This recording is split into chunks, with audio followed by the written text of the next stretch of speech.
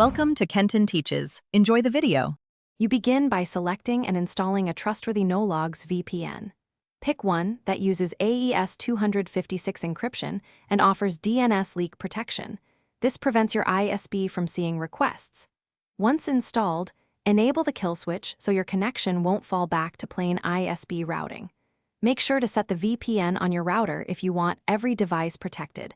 Otherwise, enable auto-connect on each device. Finally, test for IPv6 and DNS leaks to make sure traffic is actually routed through the VPN and not exposed. Once your VPN is active, add layers. Use Tor browser for sites where maximum anonymity matters.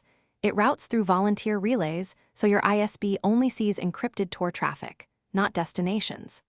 Meanwhile, enable DNS over HTTPS or DNS over TLS in your system or browser to stop plain DNS queries from leaking.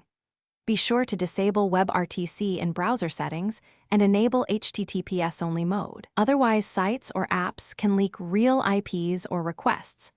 These steps together reduce metadata and make it hard for the Finally, verify everything. Run IP and DNS leak tests while connected to the VPN and while using Tor.